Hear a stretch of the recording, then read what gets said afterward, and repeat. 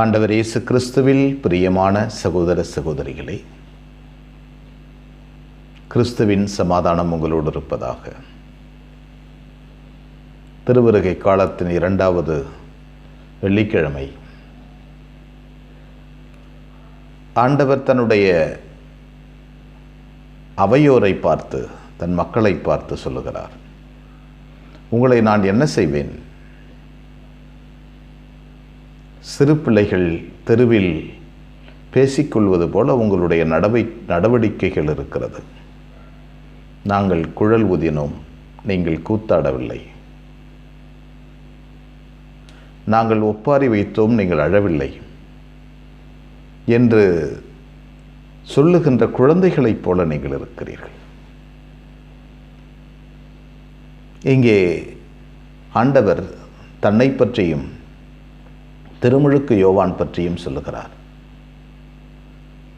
திருமுழுக்கு யோவானை பைத்தியக்காரன் என்று சொன்னீர்கள், என்னை குடிகாரன், பாவிகளுக்கும் வரி தண்டுபவர்களுக்கும் நண்பர் என்று சொல்கிறீர்கள்.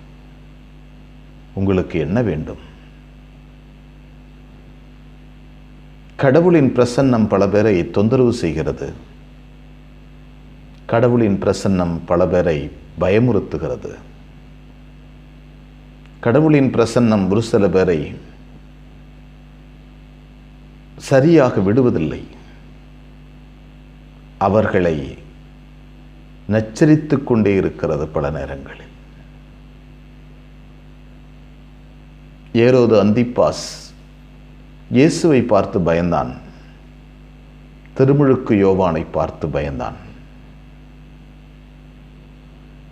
இயேசுவினுடைய பிரசன்னத்தை பார்த்து, அவரை இங்கே வைக்காதீர்கள், சிலுவையில் அறையும், சிலுவையில் அறையும் என்று கத்திக்கொண்டு போனார்கள். ஏனென்றால் கடவுளின் பிரசன்னத்தை தீய எண்ணம் கொண்ட மனிதர்களால் ஏற்றுக்கொள்ள முடியாது.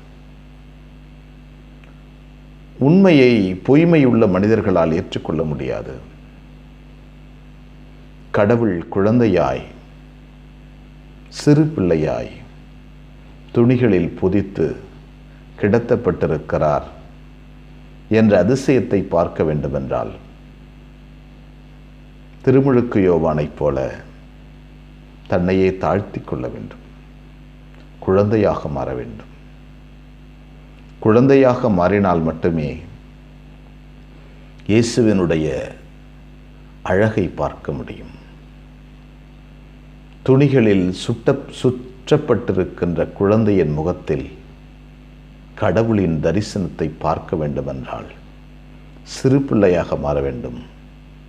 திருமுழுக்கு யோவானைப் போல தன்னை தாழ்த்தி கொள்ள வேண்டும். இந்த ஒரு செயல்தான் ஆண்டவர் நம்மிடமிருந்து எதிர்பார்க்கிறார். கடவுளின் பிரசன்னம் வந்தாலே அதை விட்டு எப்படி ஓடிவிடலாம், அல்லது அதன் மீது ஏதாவது குறை சொல்லிவிட்டு ஓடிவிடலாமா? அது அப்படி செய்கிறது, இப்படி செய்கிறது என்று சொல்லிவிட்டு ஓடிவிடலாமா? இப்படி சொல்லிவிட்டு மனிதர்கள் பறந்து ஓடிவிடுகிறார்கள், குறை சொல்லி விடுகிறார்கள்.